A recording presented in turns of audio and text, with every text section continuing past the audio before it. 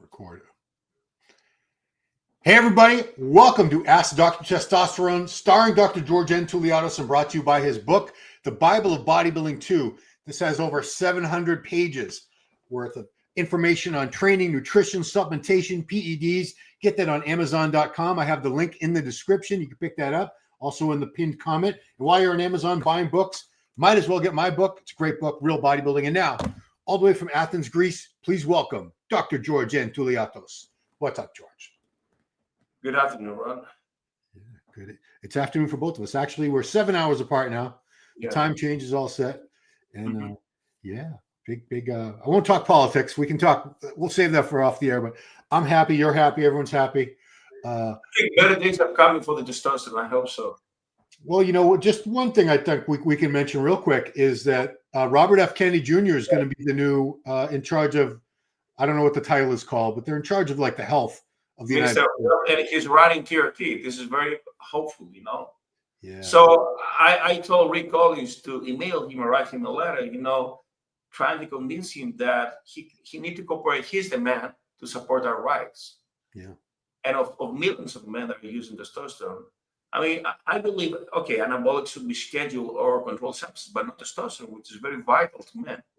Right. Yeah. I mean, he's in great shape. He works out. You know, was it you that met him at Gold's Venice? Did you meet him? I don't know. I'm not sure. No, somebody did. They posted a picture. Here's Robert F. Kennedy Jr. bench pressing at Gold's Gym Venice. I mean, how cool is that? So, all right, well, let's get some questions. That's what we're here for, guys. Your questions. And this is a good one because Ozempic is huge. So many people are on Ozempic now, trying to lose body fat, trying to lose weight. But question is it better for fat loss than the classic ECA stack that a lot of us used back in the 90s and got very lean using? So they work through different mechanisms. ECA stack is a classic androgenic sympathetic mimetic. That means it works through adrenaline rush, and thermogenesis. It melts the fat through thermogenesis, it kicks metabolic rate, unlike Ozempic that improves the insulin sensitivity, and it just brings you satiety, all right? So it doesn't affect the BMR. And on the other hand, using Ozempic from a guy that does sedentary lifestyle has no benefit of preserving muscle tissue. Furthermore, if you use Ozempic, it's more likely to skip meals and skip protein and lose muscle, okay? So they become skinny fat because they lose also muscle. You just have a smaller BMI, but doesn't mean the body composition is lean muscle tissue, okay? So ECA stack is more preferable, of course, but it's more dangerous because it can give you a stroke, a heart attack, you know, a speeding heart rate, increasing the blood pressure, and vasoconstriction also. But it's a classic for bodybuilding, ECA stack and clomid, we know that. Yeah. So ECA stack can you buy that legally in Europe? The ECA stack? Not even Mahuang, you know, which is the ephedra. It's the plant-based material. I think they're both banned in Greece after the 2004 Olympics. Okay. But I think the RIP fuel from Twin Lab was up to 2002, I think. Yeah, Steve Bleckman developed that product. Yeah, it was very expensive. Back then, it cost $80. Can you believe that? 20 years ago, 22 years ago, it cost $80. $80? 80, yeah. In Greece, 80. Oh, wow. So that would be like expensive, yeah. What would that be today? Like $200, $300? I don't know. A lot. One last thing about Ozempic. I've seen that there's people I know that they're not good friends of mine, but I've watched what happens to them. They lose they lose it from everywhere. They lose muscle because they're not. These are people that couldn't control their appetite. They were always hungry and always eating junk, and now they just don't eat. So it's not healthy at all. Very unhealthy. So, all right. Next question. Masteron. Does Masteron have any anabolic properties, or is it purely androgenic? So it's more like DHC synthetic like provider Masteron. So it's androgenic and it has slightly androgenic properties. So you replace testosterone with this androgen a couple of weeks before the show, all right, to avoid the water retention. Okay. And it was used for breast cancer because it's an androgen without aromatizing properties, and you need it when estrogens rise during prostate cancer. Yeah, that actually makes sense because mastectomy, it's the same. I don't know if it's a Latin or Greek word. Mastectomy. So it must be Masteron was developed for breast cancer treatment, right? Wow. Yeah, in Belgium, yes. It was late 90s. Okay. Now we had this question about sprinting and plyometrics a few months ago, slightly different question, but that's your background. You were a track athlete. So what is a good injectable AAS for sprinting and plyometric power? You have mentioned Winstrol and Anavar. Would EQ, equipoise work? Not at all. I don't think so. EQ would work to a shot put, a thrower, or a discus or a hammer or a javelin. But you need water-based injecting like testosterone suspension or Winstrol injectable that do not lead to water retention. And by the way, Winstrol improves also speed and explosiveness that are very fundamental for the sprinting. Okay. Okay, cool. All right. Next one is we get a lot of people with TRT writing into you with questions. It says, I'm on TRT. I currently take 1 ml per week, 200 milligrams testosterone. I take 1 ml HCG per week. I still have low LH and FSH. How much HCG should I take? My PCP prescribes it, but doesn't really know much. It doesn't matter. The LH and FSH shut off because of the testosterone. Okay, all you need to watch out is the total free testosterone, and if you care about the fertility, just go for the seminal diagram. We don't measure anymore the gonadotropins because they are zero. They switch off. Well, we don't care about this. Yeah. Okay, so look out straight for the seminal diagram and the metabolites of testosterone estradiol also, but totally free, definitely. Okay. So what I can't remember what does HCG therapy really do for you in terms of what values does it increase or decrease in your blood? So the HCG actually shuts off LH because it's an analog. Okay, so all it does is increase the intratesticular testosterone. It increases testicular size and seminal volume. All right, and it preserves fertility. Right. So it avoids shrinking the testicles, downsizing the testicles when you use testosterone. So taking more HCG, wouldn't that lower your LH even further? Well, eventually LH shuts off. So during the PCT protocol, after the steroids, first 2 weeks we use the HCG, and then we use the Clomid thing in order to switch on the LH because the HCG switch off. But the point is, we need the HCG to give a stimulus to the testicles, to kick the testicles to produce testosterone. Then we give the stimulus, we kick the brain and the hypophysis to give the stimulus for the testicles. Okay, so it's part 1 and part 2. Okay, gotcha. All right. This another one's kind of complicated too, but that's why you're the doctor and I'm the guy that reads the questions. When someone's testosterone converts to DHT to create a high PSA, does that mean the person has a high testosterone level to make it convert into DHT? Not always. There are people that are high converters to DHT and lose and lose hair, okay, and have prostatic enlargement, and others that they're not high converters because they don't have many receptors, I guess, of the 5-aerodictase enzyme. Okay, actually, there are people that do not convert DHT at all and have small penis. Oh boy. In a thing in Puerto Rico somewhere, somewhere in Patrick Arnold told me that once, somewhere in the Caribbean. Yeah. So they use DHT synthetic for this because the lack of the enzyme that converts reduces actually testosterone to DHT.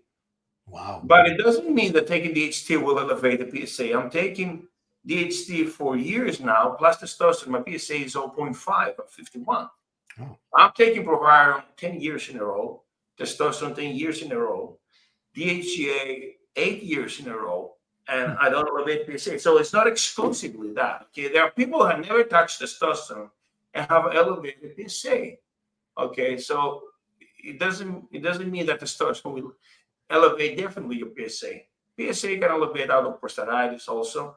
And mind that prostatic cancer happens 99 of the cases to men with low testosterone. Right, right. I told Morgan Thaler the other time, I mean, we interact on Twitter, on LinkedIn. How many men are using testosterone globally? I think it's 1% of the society globally. Yeah. When we listen to prostate cancer, it's the 99% of men that do not touch testosterone. Right. And think about that.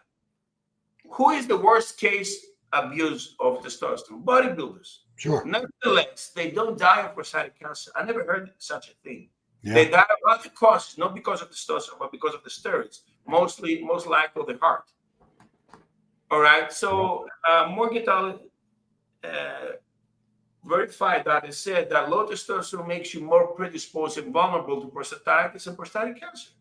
Yeah. Yeah. He, I think he was the first one to challenge that belief that was prevalent for many, many years. And it was based on like one study from Only one Switzerland. study by Higgins. And now Morgan Thaler is so progressive that dares to administer testosterone with men that already they have prostatic cancer, you know. It's very ahead of his time. He's a trailblazer. And well, I told you that I have a patient who doesn't want to remove his prostate. He wants to fool around with women half of his age. He's taking his anti-androgen. He's taking also his testosterone, and his PSA is just 5. You know. Wow.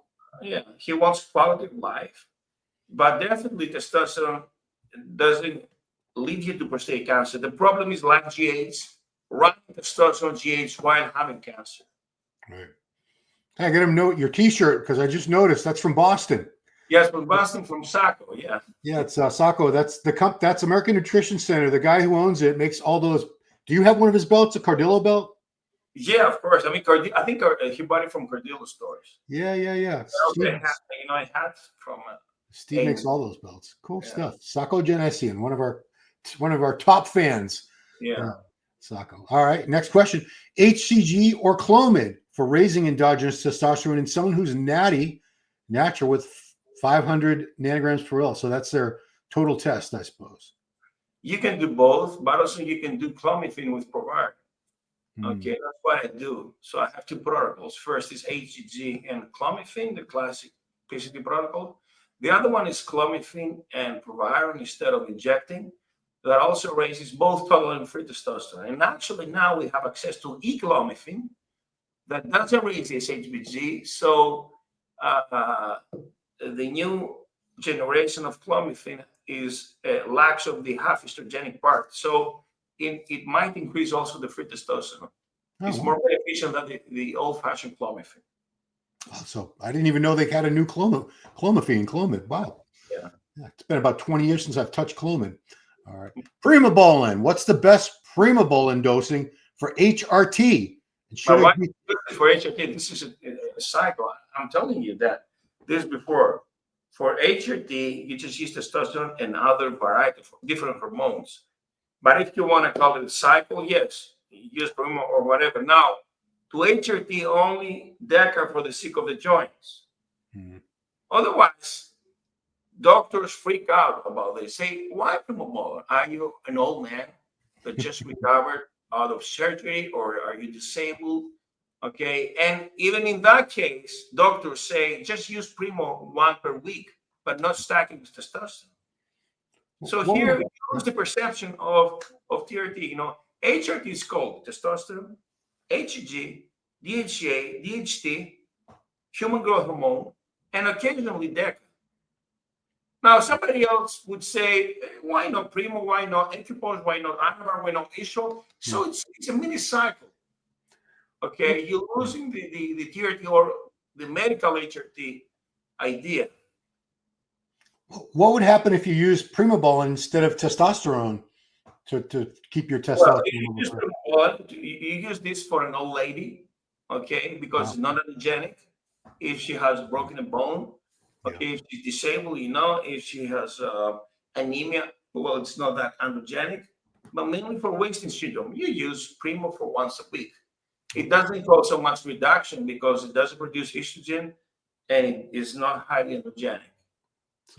So it'd be a terrible idea to use that instead of testosterone for your. It wouldn't be TRT because it's not I'm testosterone. telling you, Primo doesn't convert to estrogen, so there's no benefit out of it because we need estrogens. Testosterone produces estrogens and DHT. Okay, Primo is DHT derivative, but you need the estrogens to be healthy also. Right. That's Yeah, why TRT is like no other because it releases E2 and we need E2. Yeah. Yeah, I think you say that every week, but people still don't understand. You have to have some estrogen or Of else. course, you shouldn't crush them. And this soreness in the nipple is not estradiol. Check it out. You may have some sensitivity, and E2 or prolactin are within range. So it's something different. Perhaps you need a little bit of serum to desensitize your receptors, but do not crush the amount of estradiol because you need it. Okay. This is a really fun question. If you could go back in time, would you have started using gear earlier than you did? No, I've said that before. I wouldn't touch gear at all, Oh, wow. Yeah, because of the consequences. Eventually, I was 75 kilograms, 175 with 7% body fat before I started my cycle. I was jogging a lot.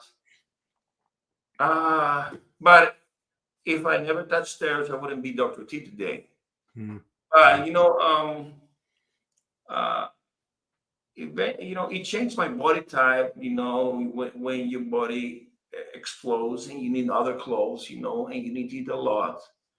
And I don't know. I think it's a different route that I chose to follow. Yeah. Now I'm using, of course, TRT as a consequence of that, but TRT, on the other hand, is anti-aging. Yeah. But I think no, I started steroids because I met somebody who was a guru. And at that time, I was away from home. I was able to make my own decision. I had my own money. And the reason I touched him was not for being a beach boy, but I wanted to compete against the best as I was competing as a track athlete. So I had the spirit of competitiveness within me, okay? Right. But one time is not enough. It's like the dope, it's like the narcotics. You want more and more and more. You have this narcissism and the Adonis complex. Yeah, Adonis complex. That was a book. But yeah, I said in 1996, I'm only going to do this one cycle. And I think I've done 50 cycles. So maybe 100. I don't know. It's probably more like 100. No, I don't know. It's been a lot. Brad Pitt perhaps did only one cycle for Troy because he was not interested in bodybuilding. He did it just for the sake of his role. And okay, he had a good body, but he was not paranoid about getting big. I had the muscle dysmorphia within me. I wanted to be double as I was, Because you and I were looking at the magazines and seeing the guys in the Mr. Olympia, the Arnold Classic, these freaks. So that's what we were comparing ourselves to. Yeah. Okay. Another TRT question. TRT dose is 70 mgs testananthate, 1/4 milligram Arimidex, 500 IU HCG, all twice a week, administered on Monday and Thursday. My SHBG is 14. I guess it's really low. That's why I don't have a good sex drive. I tried 50 milligrams. I assume he means Arimidex twice a week, and the sex drive was better, but the recovery and energy was terrible. How can I increase my SHBG? E2 and other hormones are on point. Now, in order to increase your SHBG, you should increase your carbs and increase your testosterone protocol. So by using the cream, which is daily protocol, or by using testosterone propionate, which can be used daily or every other day, the SHBG elevates. The SHBG crashes when you use a larger dose of testosterone. Also, the SHBG elevates. I'm sorry, with fasting, SHBG elevates also. Okay, with fasting, because insulin goes down, and then SHBG follows. But listen, to people who have low SHBG and they are not, is not a good thing because they are close to metabolic syndrome, and low SHBG, even though it means that you have more of the testosterone, is associated with low HDL. So men with higher SHBG, natty people, are more healthy and have higher HDL. Anyway, so you can kill your carbs in order to elevate your HCG, and you can do frequent daily doses. Okay, cool. And we have one last question. It just came in very late, but we squeezed it in there. My wife gave birth 3 months ago and her hair started falling out a little. Can you give an opinion if she can add any nutritional supplements to recover as quickly as possible from hair loss? Also, do you think if she starts using shampoo with minoxidil or trioxidil, it will reduce the effect? Yeah, so check out the iron levels. Supplement with iron if iron is low, along with vitamin C. Use biotin also 1 milligram a day. Yeah. Use, of course, minoxidil, but make sure she doesn't breastfeed. If she doesn't breastfeed, she can go also for finasteride. Okay. Now, if she's pregnant and she uses finasteride and it happens to carry a boy, you mess up with the gender of the boy if you use androgens. Oh my God. Okay? Yeah. So for a lady that wants to become a mother, never use an androgen before, and especially if she's carrying a boy, because you mess up with the gender of the boy. Since you take an androgen, it passes through the umbilicus, to the boy, and then you kill the genotype, the phenotype of the boy. So what does the child come out like, a boy and a girl, or what? I'm telling you, I mean, it's not good, because eventually, even though it's a 46XO, it's a boy, then you cut off the DHT, and it's not a cool thing in order for the boy to mature the penis, the size, and because DHT affected penis mainly. Yeah. Oh, wow. Yeah. I mean, I'm on, because I had the hair transplant, I take biotin every day, and I do minoxidil foam twice a day. And also, you need this ketoconazole shampoo. You can also have minoxidil, but the real deal drugs is dutasteride, finasteride, and testosterone. Yeah. And stop using proviron, because no drug can stop proviron, because DHT itself. Yeah. So you can only block the equation from testosterone to DHT. So you can use plenty of testosterone, but make sure you use the androgen. And actually, finasteride stops the falling of the hair. Dutasterides make new haircules to fall, to grow within a 6-month window. Yeah. So it's miraculous. Yeah. I mean, it's a huge concern. We get questions almost every week about hair loss, because, everybody wants to have cool hair. Nobody wants to be bald. Cool. That is all the questions I have for this week for you, Doctor. Appreciate you taking the time, share your knowledge and expertise and experience with all these viewers around the world. Guys, girls, if you have questions, please leave them in the comments below. Link is in the description for Dr. T's book, The Bible of Bodybuilding 2. You can get that on Amazon.com. Follow him on Instagram. I got that somewhere.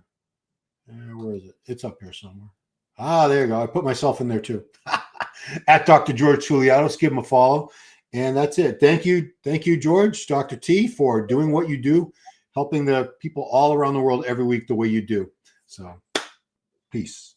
We have the Romanian Pro next week, or tomorrow. Well, tomorrow is Romania, and next Sunday is Chris Bumstead show. Yeah. It's a Prague show. Giles is going to be at both of them. So in case Sibam wins, he gets qualified for the Olympia. Yeah. So there's one more year with Sibam. You think he'll do it? Feinberg believes he can do great.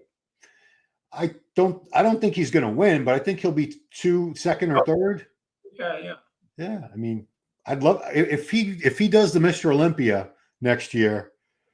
Dude, everyone in the world is going to watch that pay-per-view. Will have hundreds of thousands of people watching it. I promise. He looked really.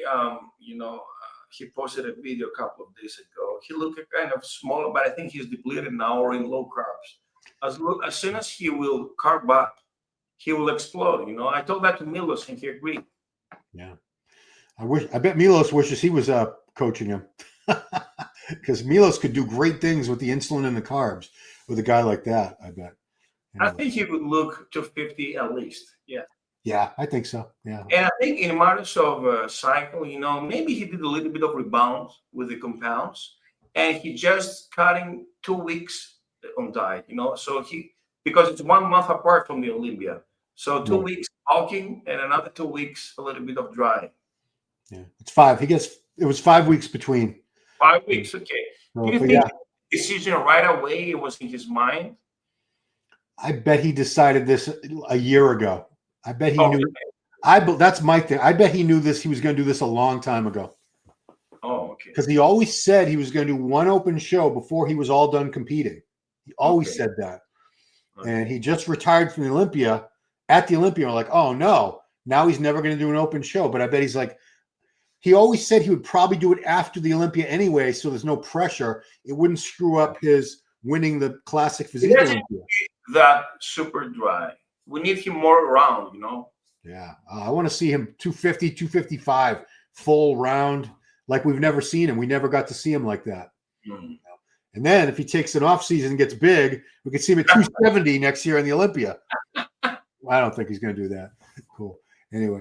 All right, Doctor. Thank you so much, Doctor. Appreciate it. And guys, thank you all for watching another awesome episode of Ask Dr. Testosterone. We will see you right here next time.